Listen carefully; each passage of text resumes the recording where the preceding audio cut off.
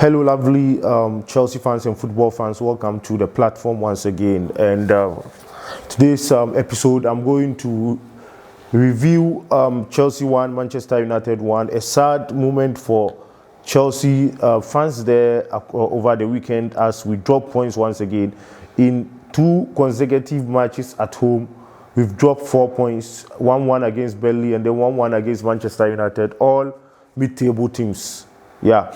If it happens to be your first time of engaging me on this platform, please do well to hit the subscribe button, touch the notification bell, share the program to as many viewers as possible, smash the like button if you enjoy my presentation, and then comment to agree or disagree with me in the comment box down below. Yeah, and so many issues are up for discussion as Chelsea has dropped 2 points there. Jadon Sancho scored in the 50th minute, Jorginho in the 69th minute penalty, and Jadon Sancho's goal was assisted by Jorginho anyway through that costly mistake that he made in the game there to give Manchester United a freebie that they don't deserve in the game as Chelsea dominated throughout. But you know, I'm not a fan of stats, and this is not the time for me to shift my argument and favor stats. Chelsea dominated throughout the stats, yes, had corner kicks more, yes, and so many of the stats in favor of Chelsea, 15 corner kicks to 2, so on and on, blah, blah, blah. But in the end, we couldn't beat Manchester United, who have now become a mid-table team. Yeah, truth be said, it hurts. You know, in this month of November, there were 3 games which are most crucially important to me. And one against Leicester, as I highlighted already in my shows, or either on TikTok or on YouTube platform here, that Leicester City defeated us in the FA Cup last season to deny us our first trophy before we went ahead to get the Champions League. And so it was justice for us to inflict a pain on them. Hence, we got the 3-0 revenge on them. And Juventus this season defeated us 1-0. By playing rubbish football, as I said on my Facebook platform, and we had to punish them, and yet we got the 4-0 win and punished them. Manchester United, remember, because of Paul Scholes, what he said about Chelsea, that he doesn't fancy Chelsea as a good side, we needed to make a statement head-to-head against Manchester United. That is the only thing that Chelsea has failed to do this season, because it's clearly obvious that Chelsea is far ahead of Manchester United. Even look at the table, that's the evidence. But head-to-head, we can't beat Manchester United for 2.5 seasons now. And I don't know if in the second leg at Old Trafford we can be able to break that record. It's becoming increasingly unlikely that we can do that. Hence, playing against Manchester United during Thomas Tuchel's time is difficult for Tuchel. I don't know why. He seems to handle the other teams easier, but when it comes to Manchester United, he is found wanting. He overthinks, and he overthought once again by putting in Timo Werner, who was toothless in front of goal. So on to Wednesday against Watford, let's see if we can get the 3 points again. The problem with Chelsea is that we are not consistent with respect to getting wins. We are not getting wins. The draws do come in when you get, let's say, 1, 2, 3 wins, then we have a draw chipping in. And Liverpool and Manchester City have started to be consistent now. And if care is not taken, we may drop out of the title race. Now we are still first, we are in. Yeah. Manchester United didn't deserve anything in the game. Yeah, they don't deserve anything in the game. But in the end, Carrick tactically outsmarted Thomas Tuchel. He outsmarted him, and it's an embarrassing result for Tuchel and Chelsea. It's embarrassing. And the question that has started to emerge from this encounter is whether Timo Werner is worthy of being a Chelsea striker at all.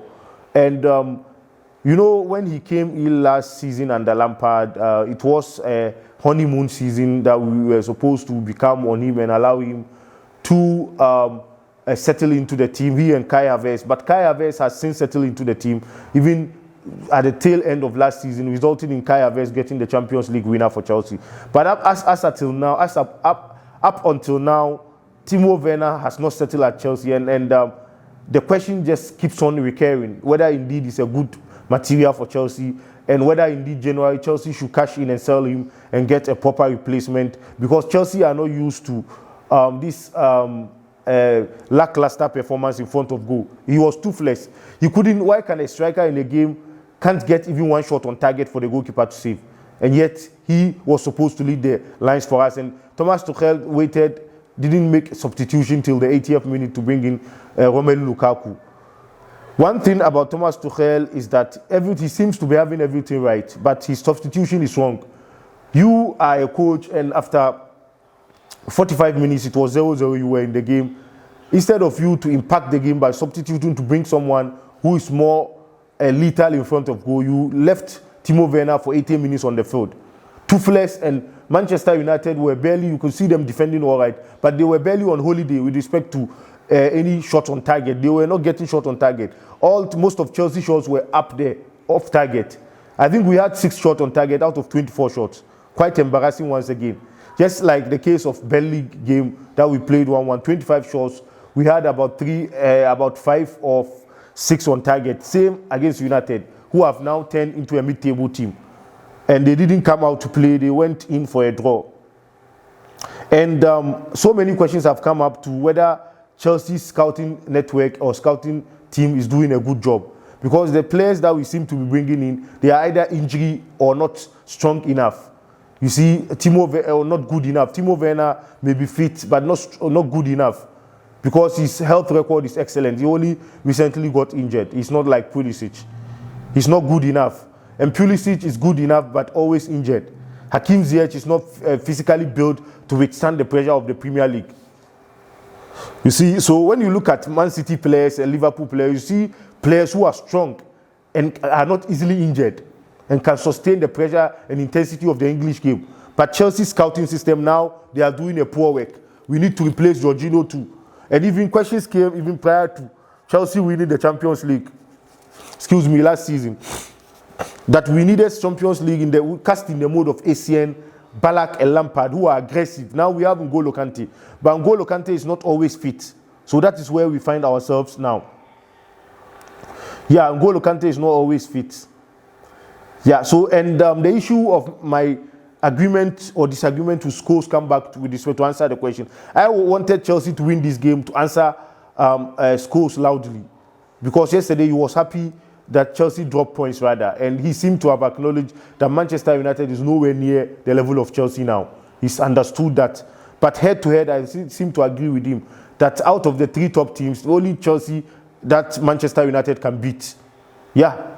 Because they can't beat Liverpool and City, judging from how the first leg has gone. Unless we see in the second round of the EPL fixtures what will happen. With the coming in of Ralf Rangnick now, we will hope to see what will come. But they seem to have set out to press better. In this game, let me give Manchester United kudos. They press better. Yeah, they press better than in the game in the Liverpool and Man City game that they were beaten and mesmerized. They were walloped 5-0 in Liverpool and 2-0 against City. In this game, they press better. So let me give them kudos. The head-to-head, we can't beat Manchester. Yeah, and I'm very disappointed in our team.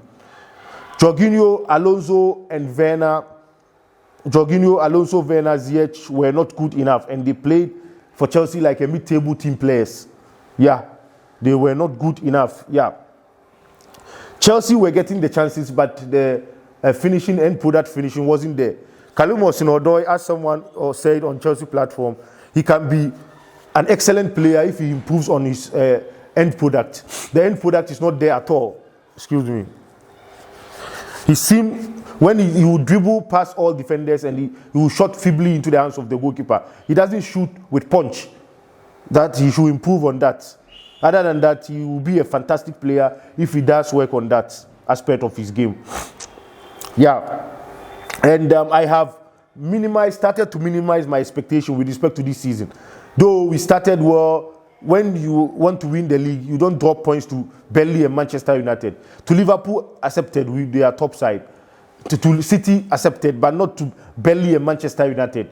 So my Chelsea is making me to minimize my expectation now. Though I'm still hopeful that we may get something this season as we respect to challenging the league title.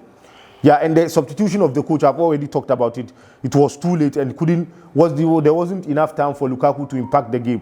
And the other players that came, Mason Mount, you saw him coming in. And if Mason Mount was that fit, why was he left on the bench for so many minutes? And Let me give you my player ratings for this encounter. Mendy 6/10, Chalobah 6/10, Silva 6.5/10, Rudiger 6, James 7. The only brightest spot in the defeat, Robin Loftus-Cheek, he wasn't shooting. He was able to drive, wasn't shooting. At a point in time, he had the 18-yard box of Manchester United at his mercy. Instead of him to enter there, he was trying to cross the ball to somebody. Wasn't good enough. He should have entered there. I don't know. That raised the question of his fitness for 90 minutes. I said it on one of our platforms. He seems he's a very good player, excellent talent, but he can't last for 90 minutes in a game. Yeah, that shows a player who was fatigued during that time. If it were somebody like a Liverpool player, he would have entered the box of Man City, 18-yard box, to get a penalty or shoot. But he was there, didn't enter the 18-yard box. No Manchester player was there. He was having David De Gea far there with the 18-yard box at his mercy without anybody there. He should have entered the box. He decided to cross the ball for a Manchester United to intercept, for Chelsea to get a corner kick. Quite wasteful on that occasion. Ruben Loftus-Cheek, so I'll give him 5. Jorginho 5. Alonso 4. Ziyech 5. Hudson-Odoi 5. Timo Werner 3/10. So Timo Werner was the worst player on the field for Chelsea there. And we need to improve as we go on Wednesday. As you know, in December, the games will be coming on quick and fast. So we need to improve if we are to have the chance of winning in this year's league, though it's difficult, judging from the way City and Liverpool are more consistent than our team. Yeah, so, and you can see from the statistics, Chelsea outplayed them. But I'm not a fan of stats anyway. I won't change today. Chelsea 586 passes, that's against 318 passes. 66% possession for Chelsea, 34 for Manchester United, 24 shots, 6 on target for Chelsea. Manchester 3 shots, 2 on target for Chelsea, 2 on target, 1 goal. Quite funny. 15 corners for Chelsea, 2 for United. And then, yeah, yellow cards, 2 for Chelsea, 5 for United, no red card for United. And the 50-50 balls, as usual, Anthony Taylor was giving it to them. But Anthony Taylor gave Chelsea penalty, though we deserve it. And we could have won. It was our own making, not as a result of referee's performance. Yeah. Yeah, so this is where I will draw the curtains down on today's analysis of the Chelsea 1, Manchester United review. We hope to bounce back on Wednesday. Cheers. Still blue is the color. Bye-bye.